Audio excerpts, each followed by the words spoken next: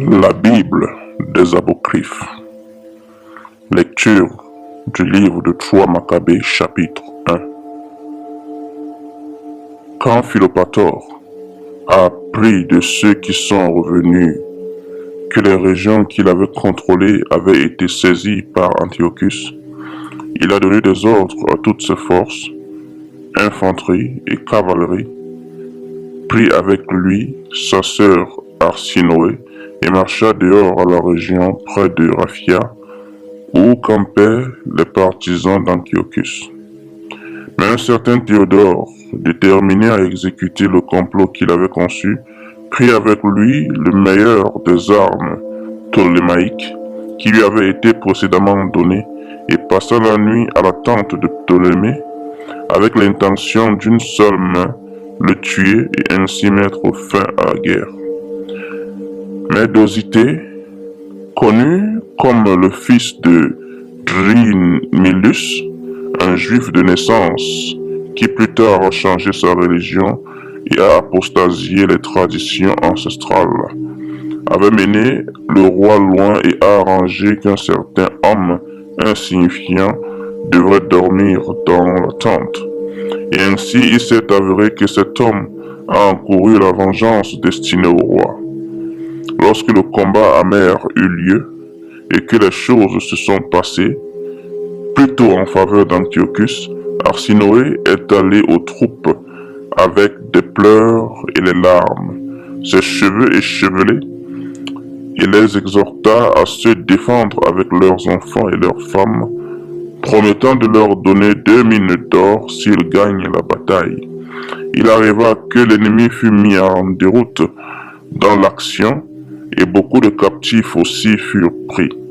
Maintenant qu'il avait déjoué l'intégrité Ptolémée, décida de visiter les villes voisines et de les encourager.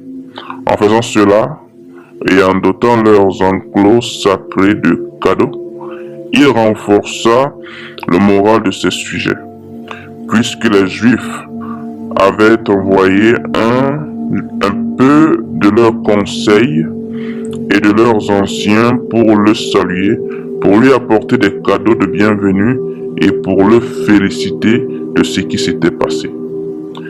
Il était d'autant plus désireux de leur rendre visite le plus tôt possible. Après son arrivée à Jérusalem, il a offert des sacrifices au Dieu suprême et a fait des offrandes de remerciement et a fait ce qui convenait pour le lieu saint. Puis en entrant dans le lieu, fut impressionné par son excellence et sa beauté, et s'émerveilla du bon ordre du temple et conçut le désir d'entrer dans le Saint des Saints.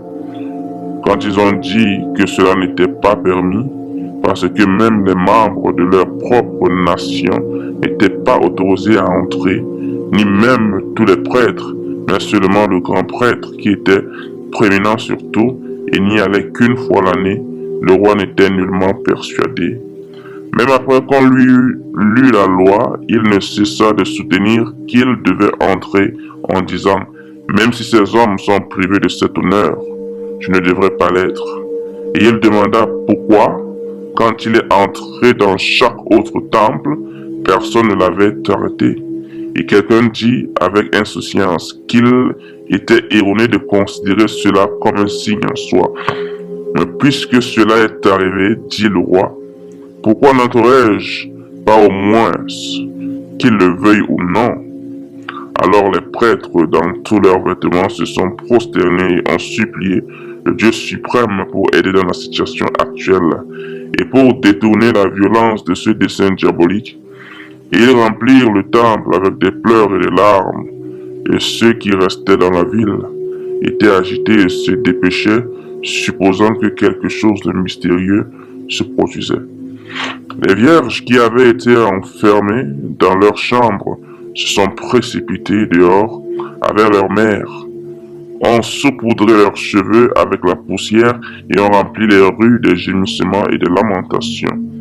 Ces femmes qui avaient été récemment disposées pour le mariage ont abandonné les chambres nuptiales préparées pour l'union conjugale et négligeant la modestie appropriée dans une rouée désordonnée, ont afflué ensemble dans la ville. Les mères et les infirmières abandonnèrent même les nouveau-nés, ici et là, les uns dans les maisons et les autres dans les rues, et sans un regard en arrière, ils se pressaient au plus haut temple. Diverses étaient les supplications de ceux qui étaient rassemblés à cause de ce que le roi complotait profanément.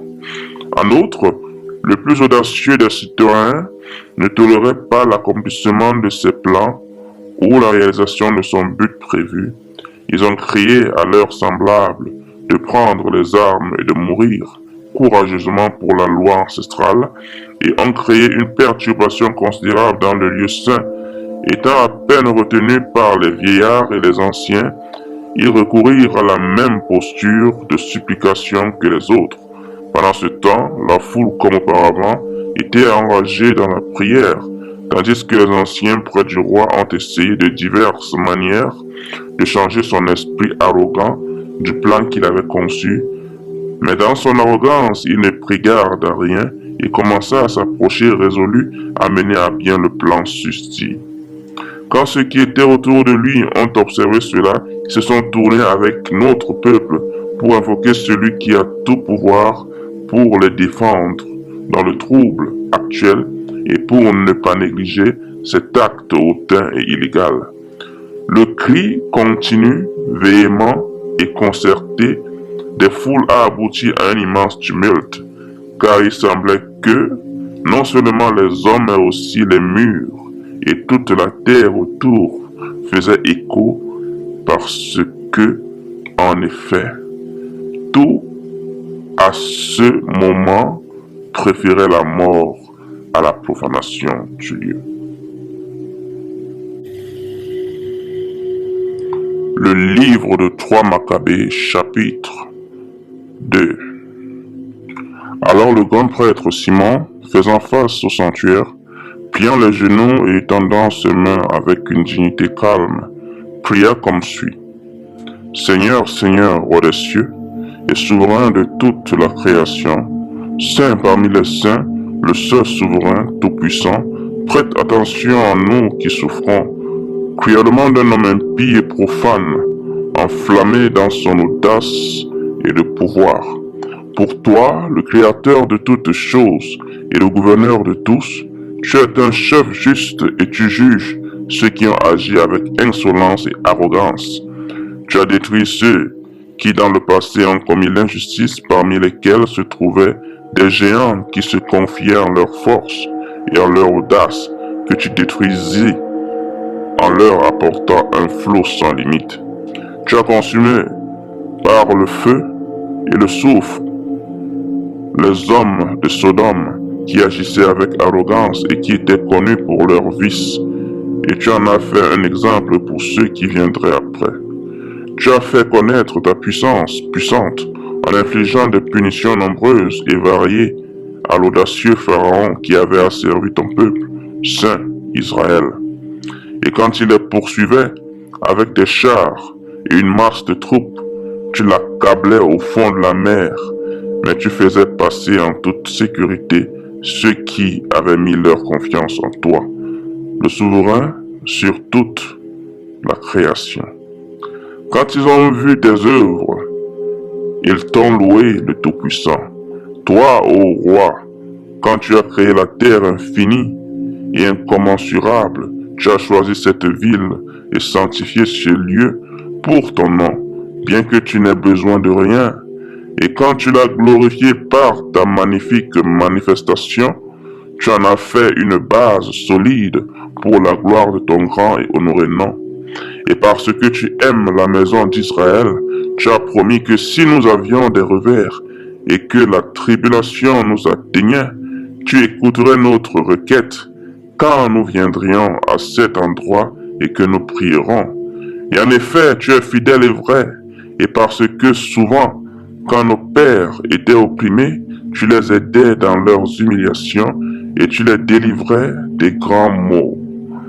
Vois maintenant, ô roi, saint, qu'à cause de nos nombreux et grands péchés, nous sommes écrasés de souffrance, soumis à nos ennemis et dépassés par l'impuissance. Dans notre chute, cet homme audacieux et profane entreprend de violer le lieu saint sur la terre consacrée à ton nom glorieux.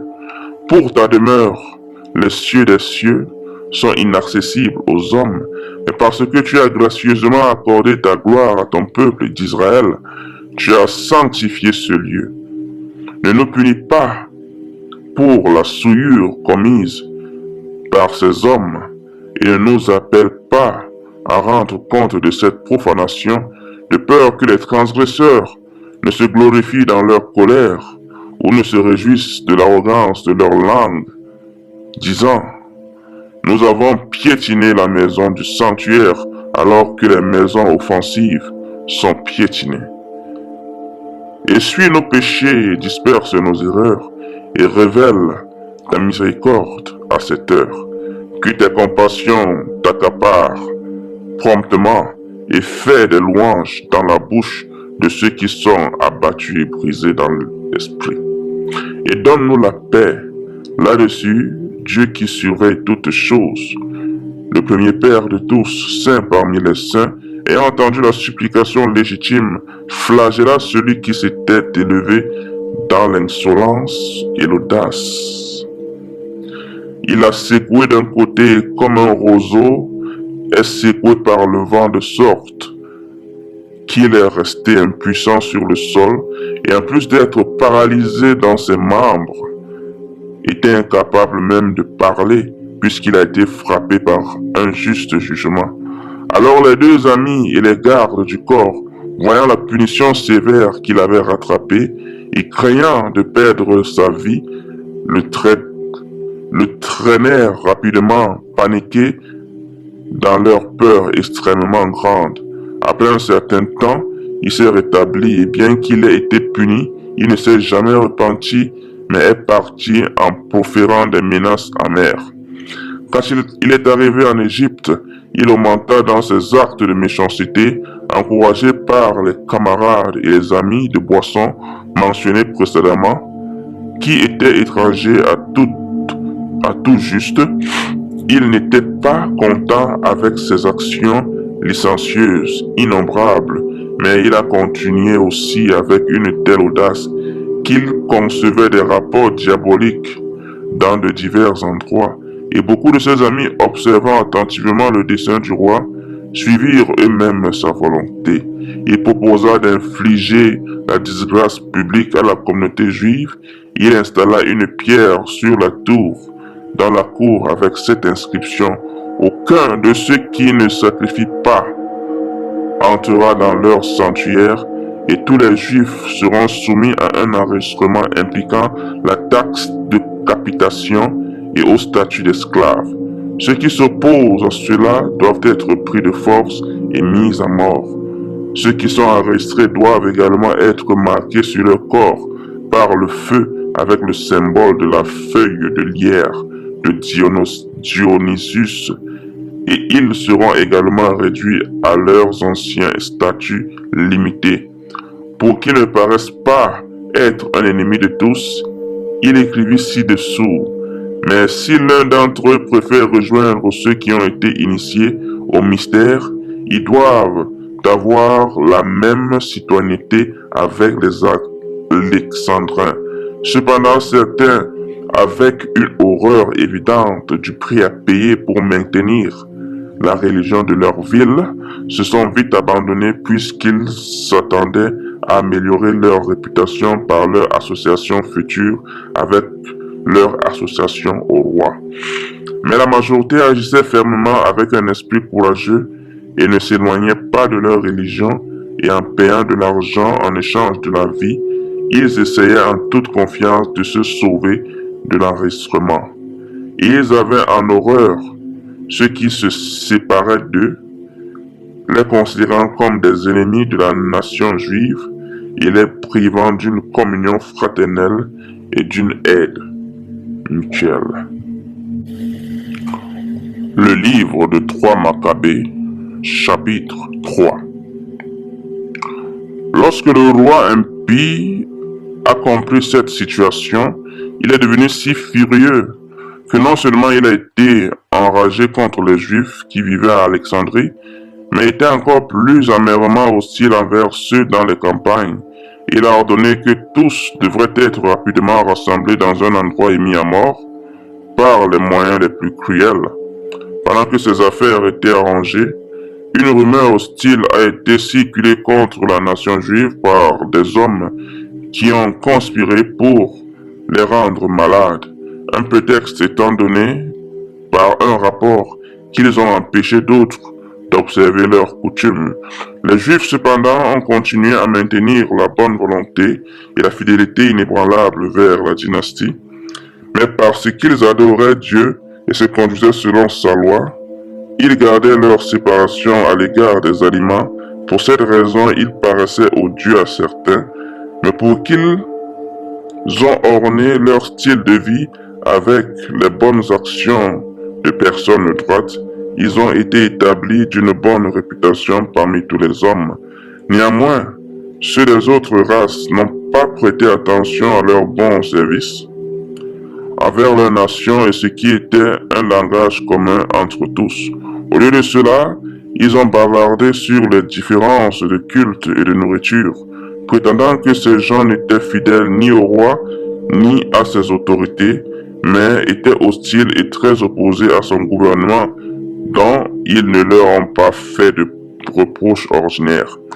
Les Grecs de la ville, bien que lésés en aucune manière, quand ils ont vu un tumulte inattendu autour de ces gens et des foules qui se formaient soudainement, n'étaient pas assez forts pour les aider, car ils vivaient sous la tyrannie. Ils essayaient de les consoler, d'être attristés par la situation et s'attendaient à ce que les choses changent, car une si grande communauté ne doit pas être laissée à son sort quand elle n'a commis aucune offense. Et déjà, certains de leurs voisins et amis et associés d'affaires en avaient pris quelques-uns en privé et s'étaient engagés à les protéger et à déployer des efforts plus sérieux pour leur aide. Alors le roi, se vantant de sa bonne fortune actuelle et ne considérant pas la puissance du Dieu suprême, mais supposant qu'il persévérerait constamment dans son même but, a écrit cette lettre contre eux. Roi Ptolémée, Philopator, à ses généraux et soldats en Égypte et tous ses districts, salutations et bonne santé. Moi-même et notre gouvernement allons bien. Quand notre expédition a eu lieu en Asie, comme vous le savez vous-même, elle a été conclue selon le plan par l'alliance délibérée des dieux avec nous dans la bataille. Et nous avons considéré que nous ne devrions pas régner sur les nations habitant Syrie et Phénicie par le pouvoir de la lance, mais devraient les chérir avec la clémence et la grande bienveillance, les traitant avec joie. Et quand nous avions accordé de très grands revenus au temple dans les villes, nous sommes aussi allés à Jérusalem et nous sommes montés pour honorer le temple de ces méchants qui ne cessent jamais de leur folie. Ils ont accepté notre présence par la parole, mais sincèrement, pas par acte. Parce que quand nous avons proposé entrer dans leur temple intérieur et l'honorer avec les offres magnifiques et les plus belles, ils ont été emportés par leur vanité traditionnelle et nous ont exclus d'entrer. Mais ils ont été épargnés l'exercice de notre pouvoir à cause de la bienveillance que nous avons envers tous. En maintenant leur mauvaise volonté manifeste envers nous, ils deviennent les seuls peuples parmi toutes les nations qui tiennent la tête haute au mépris des rois et de leurs propres bienfaiteurs, et ne veulent pas considérer toute action comme sincère. Mais quand nous sommes arrivés victorieux en Égypte, nous nous sommes accommodés de leur folie et nous avons fait ce qui était convenable, puisque nous traitons toutes les nations avec bienveillance. Entre autres choses, nous avons fait connaître à tous notre amnistie envers leurs compatriotes ici à la fois à cause de leur alliance avec nous et des myriades d'affaires qui leur ont été libéralement confiées depuis le début et nous avons osé faire un changement en décidant à la fois de les juger dignes de la citoyenneté alexandrine et de les faire participer à nos rites religieux réguliers. Mais dans leur malice innée, ils ont pris cela dans un esprit contraire et ont dédaigné ce qui est bon, comme ils inclinent constamment au mal. Non seulement ils méprisent la citoyenneté inestimable, mais aussi par la parole et par le silence, ils abominent ces quelques-uns d'entre eux qui sont sincèrement disposés envers nous. Dans chaque situation, conformément à leur mode de vie infâme, ils soupçonnent secrètement que nous pourrions bientôt modifier notre politique. Par conséquent, pleinement convaincus par ces indications qu'ils sont mal intentionnés avec nous, de toutes les manières, nous avons pris des précautions pour que, si un désordre soudain devait survenir plus tard contre nous, nous devions avoir ces gens impies derrière nous comme traîtres et ennemis barbares. C'est pourquoi nous avons donné l'ordre que dès que cette lettre arrivera, vous nous envoyez ceux qui vivent parmi vous avec leurs femmes et leurs enfants, avec un traitement insultant et dur, et liés solidement avec du fer pour subir la mort, certaines et honteuses qui sied aux ennemis. Car quand tous ceux-là auront été punis, nous sommes sûrs que pour le temps restant, le gouvernement sera établi pour nous-mêmes en bon ordre et dans le meilleur état. Mais quiconque applique des juifs, des personnes âgées ou des enfants, ou même des bébés sera torturé à mort avec les tourments les plus odieux avec sa famille.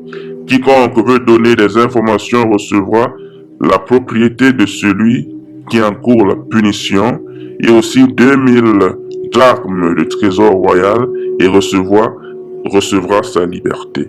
Chaque endroit détecté abritant un juif doit être rendu inaccessible et brûlé par le feu et deviendra inutilisable pour toujours à toute créature mortelle. La lettre a été écrite dans le formulaire ci-dessus. Le livre de 3 Maccabées, chapitre 4. Dans tous les lieux où ce décret arrivait, une fête aux frais de l'État était organisée pour les païens avec des cris et des réjouissances, car l'hostilité invétérée qui leur était depuis longtemps contenue était maintenant évidente et directe. Mais parmi les Juifs, il y avait un deuil incessant, des lamentations et des cris, de larmes. Partout leur cœur brûlait, ils gémissaient à cause de la destruction inattendue qui leur avait été soudainement décrétée.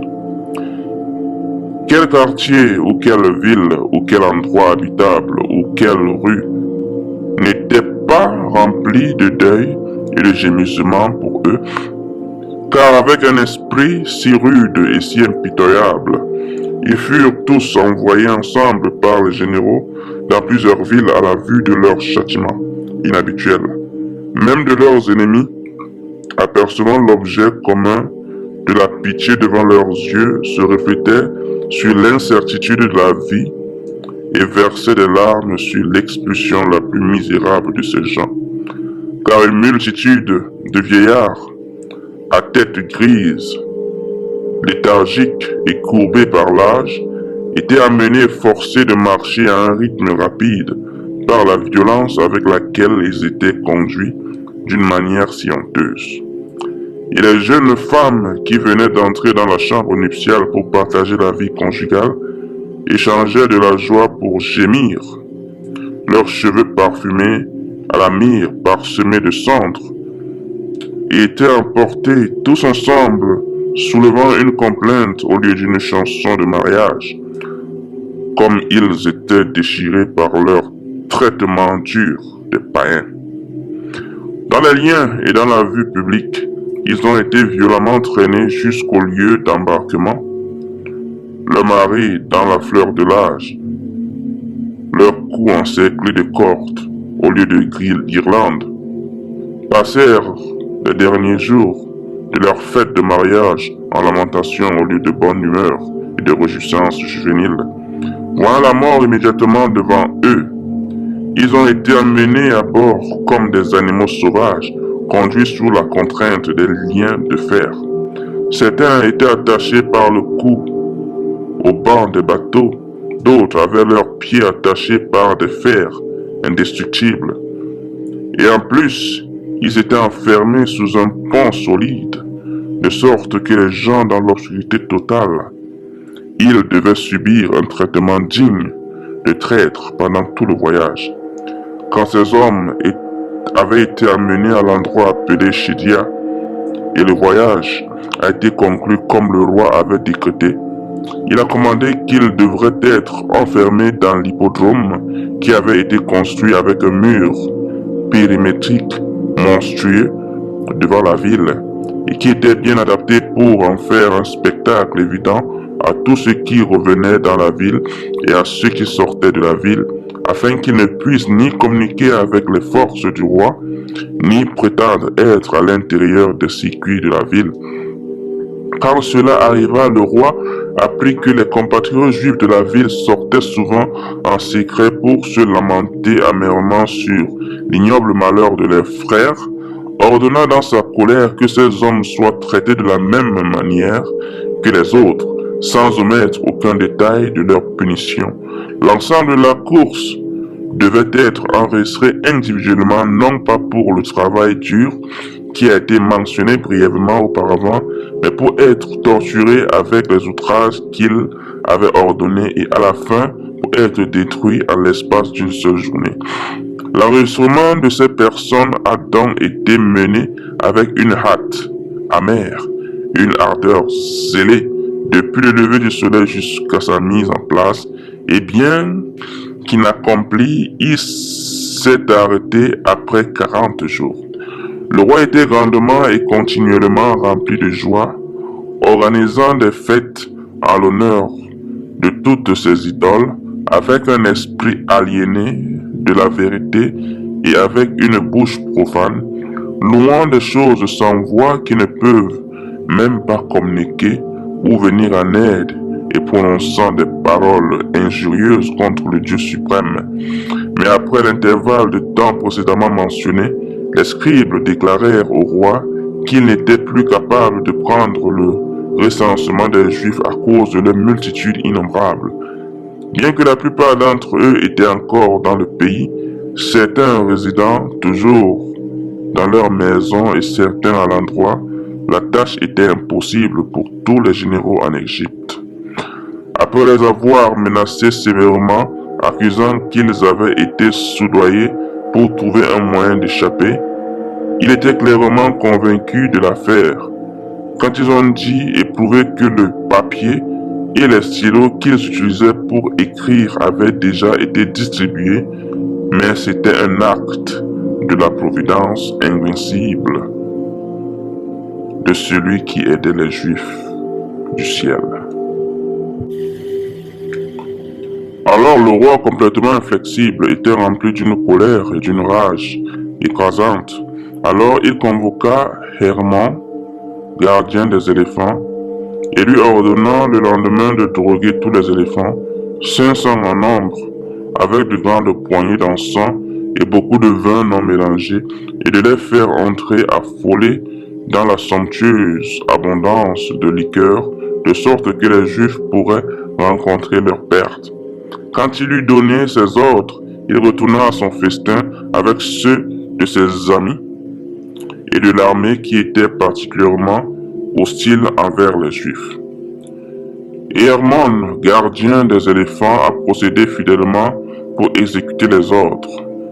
Les serviteurs à la tête des Juifs sortirent le soir et ligotèrent les mains du peuple misérable et s'arrangèrent pour continuer leur garde pendant la nuit, convaincus que la nation entière connaîtrait sa destruction finale. Il est apparu aux païens que les Juifs étaient restés sans aide, parce que dans leurs liens ils ont été forcés de toutes parts. Mais avec des larmes et une voix difficile à faire taire, ils ont tous appelé le Seigneur Tout-Puissant et le Souverain de tout pouvoir, leur Dieu et Père miséricordieux en priant. qu'il détourne avec vengeance le complot diabolique contre eux et dans une manifestation glorieuse, les sauver du sort maintenant préparé pour eux. Alors, leur supplication monta avec ferveur au ciel. Hermon, cependant, quand il avait drogué les impitoyables éléphants jusqu'à ce qu'ils aient été remplis d'une grande abondance de vin et rassasiés d'encens, se présenta tôt dans la cour pour rendre compte au roi de ses préparatifs. Mais le Seigneur envoya au roi une part de sommeil, cette bienfaisance qui dès le commencement nuit et jour est accordée par celui qui la donne à qui il veut. Par l'action du Seigneur, il fut surmonté d'un sommeil si agréable, si profond qu'il échoua complètement dans son dessein anarchique et fut complètement frustré dans son plan inflexible. Alors les Juifs, ayant échappé à l'heure fixée, louèrent leur Dieu saint et prièrent de nouveau celui qui se réconcilie facilement pour montrer la puissance de sa main toute puissante aux païens arrogants. Mais maintenant, comme c'était presque au milieu de la 10e heure, la personne qui était chargée des invitations, voyant que les invités étaient rassemblés, s'approcha du roi et lui donna un coup de coude. Et quand il l'a réveillé avec difficulté, il a fait remarquer que l'heure du banquet était déjà passée et il lui a rendu compte de la situation. Le roi, après avoir réfléchi à cela, revint à boire et ordonna aux assistants de s'asseoir en face de lui. Quand cela fut fait, il les engagea à se livrer à des réjouissances et à rendre joyeuse la portion actuelle du banquet en célébrant d'autant plus. Après que la partie ait continué pendant quelque temps, le roi a convoqué Hermon et avec des menaces aiguisées a exigé de savoir pourquoi les Juifs avaient été autorisés à rester en vie à travers le jour actuel. Mais quand avec la corroboration de ses amis, il a fait remarquer que pendant qu'il était encore nuit, il avait exécuté complètement l'ordre donné. Le roi, possédé par une sauvagerie pire que celle de Phalaris, a dit que les Juifs ont bénéficié du sommeil d'aujourd'hui, mais a-t-il ajouté demain, sans tarder, préparer les éléphants de la même manière pour la destruction des anarchiques juifs.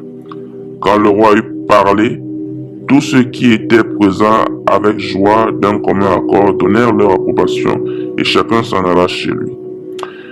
Mais il n'employait pas tant la durée de la nuit dans le sommeil que dans la conception de toutes sortes d'insultes pour ceux qu'il pensait être condamnés. Puis dès que le coq eut chanté, au petit matin, Hermon, ayant équipé les bêtes, commença à les déplacer dans la grande colonnade. Les foules de la ville avaient été rassemblées pour ce spectacle pitoyable et elles attendaient avec impatience l'aube. Mais les Juifs, à bout de souffle depuis le temps qui s'était écoulé, tendirent leurs mains vers le ciel et avec la plus grande supplication et les plus sombres cris de deuil, implorèrent le Dieu suprême de les aider encore une fois. Les rayons du soleil n'étaient pas encore répandus et tandis que le roi recevait ses amis, Hermon arriva et l'invita à sortir, indiquant que ce que le roi désirait était prêt à l'action. Mais lui, après avoir reçu le rapport et avoir été frappé par l'invitation inhabituelle de sortir, puisqu'il avait été complètement dépassé par l'incompréhension, s'enquit de l'affaire pour laquelle il avait été si zélé pour lui. C'était l'acte de Dieu qui gouverne toutes choses, car il avait implanté dans l'esprit du roi un oubli des choses qu'il avait précédemment conçues. Alors Hermon et tous les amis du roi ont fait remarquer que les bêtes et les forces armées étaient prêtes. Ô roi, selon ton désir ardent. Mais à ces mots, il était rempli d'une colère accablante parce que, par la providence de Dieu, tout son esprit avait été dérangé à l'égard de ces matières et avec un regard menaçant, il a dit: « Si vos parents et vos enfants étaient présents, je les aurais préparés à être un festin riche pour les bêtes sauvages au lieu des Juifs qui ne me donnent aucun motif de plainte et qui ont manifesté à un degré extraordinaire une loyauté pleine et ferme envers mes ancêtres. En fait, vous auriez été privés de la vie à la place de ceci, n'eût été une affection née de notre éducation commune et de votre utilité. Alors Aimon a souffert une menace inattendue et dangereuse, et ses yeux ont vacillé et son visage est tombé. Les amis du roi l'un après l'autre s'esquivèrent et renvoyèrent le peuple assemblé, chacun pour sa propre occupation. Alors les Juifs, entendant ce que le roi avait dit, louèrent le manifeste Dieu, roi des rois, puisque c'était aussi son secours qu'ils avaient reçu. Le roi cependant a convoqué la partie de la même manière et a les invités à retourner à leur célébration. Après avoir convoqué un nom, il dit d'un ton menaçant: « Combien de fois, pauvre misérable, dois-je te donner des ordres à propos de ces choses? Équipez maintenant les éléphants pour la destruction des Juifs demain. » Mais les fonctionnaires qui étaient à table avec lui, s'interrogeant sur son instabilité d'esprit, ont protesté comme suite: « Ô roi, combien de temps nous mettrons-nous à l'épreuve, comme si nous étions des idiots, ordonnant maintenant une troisième fois qu'il soit détruit et revoquant de nouveau ton décret en la matière. En conséquence, la ville est dans un tumulte à cause de son entente. Il est encombré de masses de gens et aussi en danger constant d'être pillé. » Sur quoi le roi, ignorant tout et rempli de folie, ne tenait aucun compte des changements d'esprit qui s'étaient opérés en lui pour la protection des Juifs, et il jura fermement un serment irrévocable qui leur enverrait à mort, sans délai, mutilés par les genoux et les pieds des bêtes, et marcherait aussi contre la Judée et l'étendrait rapidement au sol avec le feu et la lance, et en brûlant à la terre le temple inaccessible, à lui le rendait rapidement vide à jamais de ceux qui ont offert des sacrifices là. Alors les amis et les officiers partaient avec une grande joie et ils postaient avec confiance les forces armées aux endroits de la ville les plus favorables à la garde. Maintenant que les bêtes avaient été mises virtuellement en état de folie, pour ainsi dire, par les courants d'air très odorants mêlés à de l'encens et équipés de dispositifs effrayants, le gardien des éléphants est entré à l'aube dans la cour, la ville étant maintenant remplie d'innombrables masses de gens, se frayant un chemin dans l'hippodrome, et a exhorté le roi sur la question à portée de main. Ainsi, quand il avait rempli son esprit impie avec une rage profonde, s'est précipité en pleine force avec les bêtes, souhaitant témoigner avec le cœur invulnérable et de ses propres yeux la destruction douloureuse et pitoyable des personnes susmentionnées. Et quand les Juifs virent la poussière soulevée par les éléphants sortir à la porte et par les forces armées suivantes, ainsi que par le piétinement de la foule, et entendre le bruit bruyant et tumultueux, ils pensaient que c'était leur dernier moment de vie, la fin de leur plus misérable suspense, et cédant aux lamentations et aux gémissements, ils embrassaient des parents et tombaient dans les bras les uns des autres, parents et enfants, mères et enfants, filles et d'autres, avec des bébés à leur sein qui tiraient leur dernier lait. Non seulement cela, mais quand ils ont considéré l'aide qu'ils avaient reçue auparavant du ciel, ils se sont prosternés d'un seul accord sur le sol, enlevant les bébés de leur sein, et crièrent d'une voix très forte, implorant le gouverneur de tout pouvoir de se manifester et d'être miséricordieux envers eux, comme il se tenait maintenant aux portes de la mort. La Bible des Apocryphes, lecture du livre de 3 Maccabées, chapitre 6. Alors, un certain Éléazar, célèbre parmi les prêtres du pays, qui était parvenu à un âge avancé et tout au long de sa vie avait été décoré de toutes les vertus, ordonnant aux anciens autour de lui de cesser d'appeler le Dieu saint et pria comme suit.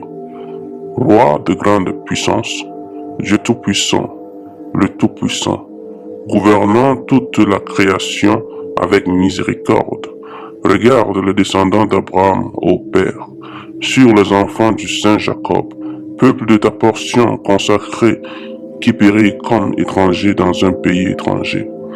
Pharaon avec son abondance de chars, l'ancien chef de cette Égypte, exalté avec insolence sans loi et langue vantardise, tu as détruit avec son armée arrogante, en les noyant dans la mer, manifestant la lumière de ta miséricorde sur la nation d'Israël. Sennacherib, exultant dans ses innombrables forces, roi, oppresseur des Assyriens, qui avait déjà pris le contrôle du monde entier par la lance et se soulevait contre ta ville sainte, prononçant des paroles graves avec orgueil et insolence.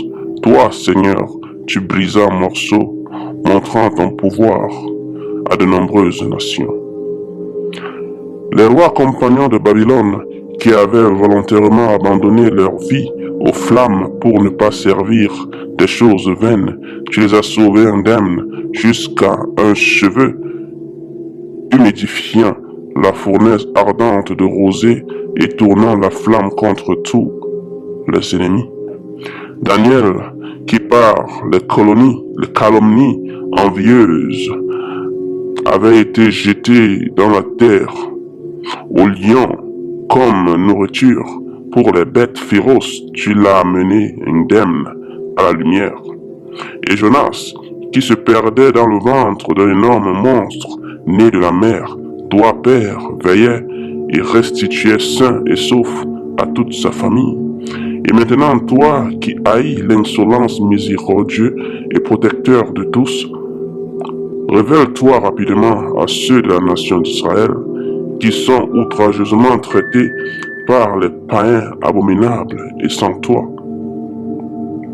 Même si nos vies se sont enlisées dans les impiétés de notre exil, délivre-nous de la main de l'ennemi et détruis-nous, Seigneur, par le sort que tu choisiras. Que les vaniteux ne louent pas leur vanité à la destruction de ton peuple bien-aimé, en disant même leur Dieu ne les a pas sauvés. Mais toi, Éternel, qui as tout pouvoir et toute puissance, veille sur nous maintenant et aie pitié de nous qui, par l'insolence insensée des anarchistes, sommes privés de la vie à la manière des traîtres. Que les païens recroquevillés aujourd'hui dans la crainte de ta puissance invincible. Ô honneur qui a le pouvoir de sauver la nation de Jacob. Toute la foule des enfants de leurs parents t'implore avec des larmes qu'il soit démontré à tous les païens que tu es avec nous, Seigneur, et que tu n'étais pas détourné de nous, mais comme tu l'as dit, même quand ils étaient dans le pays de leurs ennemis, je ne les ai pas négligés. Alors fais-le, Seigneur. Juste au moment où Éléazar terminait sa prière, le roi arriva à l'hippodrome avec les bêtes de toute l'arrogance de ses forces. Et quand les Juifs ont observé cela, ils ont poussé de grands cris vers le ciel, de sorte que même les vallées voisines ont retenti avec eux et ont apporté une terreur incontrôlable sur l'armée. Alors le plus glorieux, le Tout-Puissant et le vrai Dieu révéla son saint visage et ouvrit les portes célestes, d'où descendirent deux anges glorieux d'aspect affreux, visibles à tous sauf aux Juifs. Ils se sont opposés aux forces de l'ennemi et les ont remplis de confusion, de terreur, les liens avec des chaînes immobiles. Même le roi commençait à frémir corporellement et il a oublié son insolence. Les bêtes se sont retournées contre les forces armées qui les suivaient et ont commencé à les piétiner et à les détruire. Alors la colère du roi se changea en pitié et en larmes à cause des choses qu'il avait conçues d'avance. Car quand il entendit les cris, il les vit tous tomber, tête baissée dans la destruction. Il pleura et menaça ses amis avec colère en disant: Vous avez commis la trahison et vous surpassez les tyrans dans la cruauté.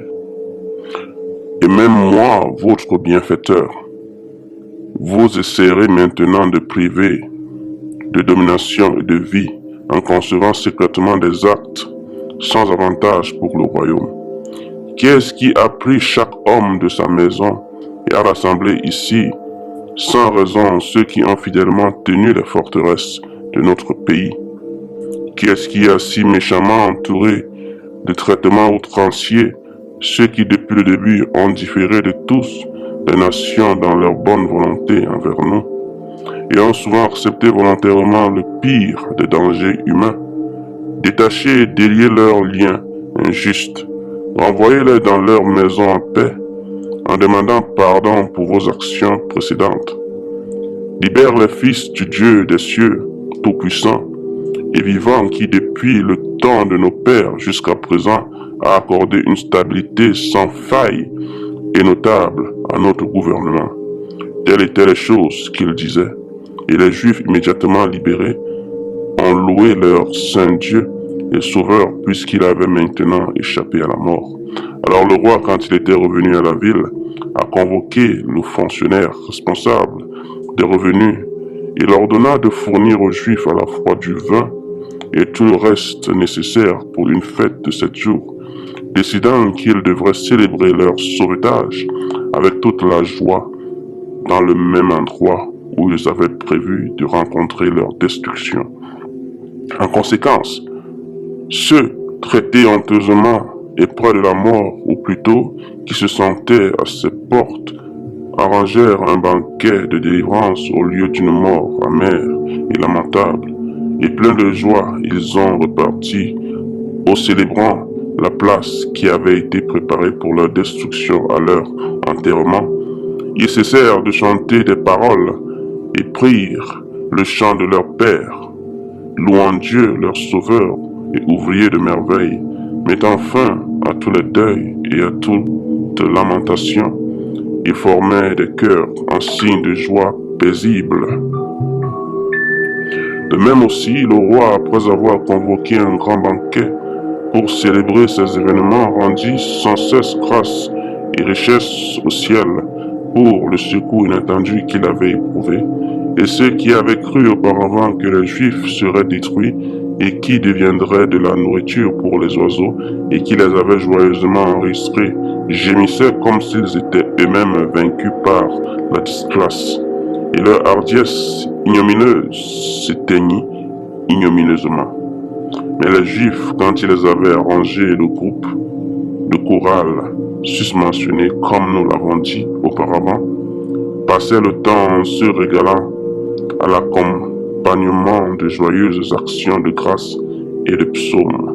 Et quand ils avaient ordonné un rite public pour ces choses dans toute leur communauté et pour leurs descendants, ils ont institué l'observance des jours susdits en tant que festival, non pour la boisson et la gourmandise, mais en raison de la délivrance qui était venue à eux à travers Dieu. Alors ils ont adressé une requête au roi, demandant le renvoi à leur maison.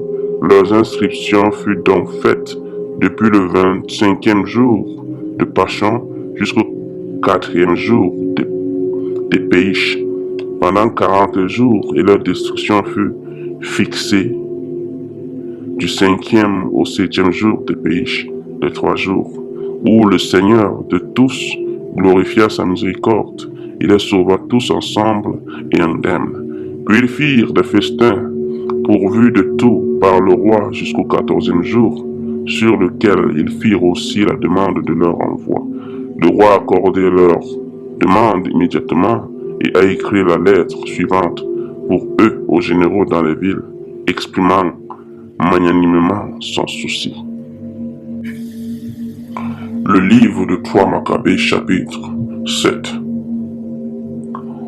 Roi Ptolémée Philopator, aux généraux en Égypte, et tout en autorité dans son gouvernement. Salutations et bonne santé. Nous-mêmes et nos enfants nous portons bien, le grand Dieu guidant nos affaires selon notre désir. Certains de nos amis nous poussant souvent avec une intention malveillante, nous persuadèrent de rassembler en un corps les Juifs du royaume et de les punir de peines barbares comme traîtres. Car ils ont déclaré que notre gouvernement ne serait jamais fermement établi jusqu'à ce que cela soit accompli, à cause de la mauvaise volonté que ces gens avaient envers toutes les nations. Ils les ont aussi conduits avec un traitement sévère comme esclaves, ou plutôt comme traîtres, et se saignant d'une cruauté plus sauvage que celle de la coutume scythe, ils ont essayé sans enquête ni examen de les mettre à mort. Mais nous les avons très sévèrement menacés pour ces actes, et conformément à la clémence que nous avons envers tous les hommes, nous avons à peine sauvé leur vie. Depuis que nous avons réalisé que le Dieu du ciel défend sûrement les Juifs, prenant toujours leur part comme un père le fait pour ses enfants, et puisque nous avons tenu compte de la bienveillance amicale et ferme qu'ils avaient envers nous et nos ancêtres, nous les avons justement acquittés de toutes les charges, de toutes sortes. Nous avons également ordonné à chacun de retourner dans sa propre maison, sans que personne ne leur fasse du mal ou ne leur reproche les choses irrationnelles qui se sont produites. Car vous devez savoir que si nous imaginons un mal contre eux ou leur causons quelque peine que ce soit, nous n'aurons toujours pas l'homme, mais le souverain sur chaque pouvoir, le Dieu très haut, en tout et inévitablement comme un vengeur de tels actes à Dieu. Après avoir reçu cette lettre, les Juifs ne se sont pas immédiatement dépêchés de partir, mais ils ont demandé au roi que de leurs propres mains, ceux de la nation juive qui avaient délibérément transgressé le Saint Dieu et la loi de Dieu recevraient la punition qu'ils méritaient. Car ils ont déclaré que ceux qui, pour l'amour du ventre, avaient transgressé les commandements divins, ne seraient jamais favorablement disposés envers le gouvernement du roi. Le roi, admettant et approuvant la vérité de ce qu'ils ont dit, leur a accordé une licence générale afin que, librement et sans autorité royale ou surveillance, il pourrait détruire ceux partout dans son royaume qui avaient transgressé la loi de Dieu. Quand ils l'avaient applaudi d'une manière convenable, le prêtre et toute la multitude criaient l'Alléluia et s'en allaient joyeusement. En chemin, ils punissaient et condamnaient tous ceux qu'ils rencontraient de leurs compatriotes souillés. En ce jour, ils ont mis à mort plus de 300 hommes. Ils ont gardé le jour comme une fête joyeuse, puisqu'ils avaient détruit les profanateurs. Mais ceux qui s'étaient attachés à Dieu jusqu'à la mort et qui avaient joui pleinement de la délivrance commencèrent leur départ de la ville, couronnés de toutes sortes de fleurs, très odorantes, rendant grâce et grande grâce au Dieu unique de leur Père, l'Éternel Sauveur d'Israël, en paroles de louange et toutes sortes de chants mélodieux, quand ils étaient arrivés à Ptolémaïs, appelé porteur de roses. À cause d'une caractéristique du lieu, la flotte les attendait selon le désir commun pendant 7 jours. Là, ils célébraient leur délivrance car le roi leur avait généreusement donné toutes choses pour leur voyage, chacun jusqu'à sa propre maison. Et quand ils ont atterri en paix avec une action de grâce appropriée, là aussi ils ont décidé d'observer ces jours comme une fête joyeuse pendant le temps de leur séjour. Puis, après les avoir inscrits sur un pilier et consacrant un lieu de prière sur le lieu de la fête, ils s'en allèrent indemnes, libres et remplis de joie, car selon l'ordre du roi, ils avaient été amenés par terre et par mer et rivière, chacun à sa place. Ils ont également possédé un plus grand prestige parmi les ennemis, étant tenus dans l'honneur et la crainte. Ils n'étaient pas du tout soumis à la confiscation de leurs biens par qui que ce soit. En outre, ils ont tous récupéré tous leurs biens conformément à l'enregistrement, de sorte que ceux qui détenaient leurs biens restituaient tout avec une peur extrême. Donc le Dieu suprême a parfaitement accompli de grandes actions pour leur délivrance. Béni soit le libérateur d'Israël à travers tous les temps. Amen.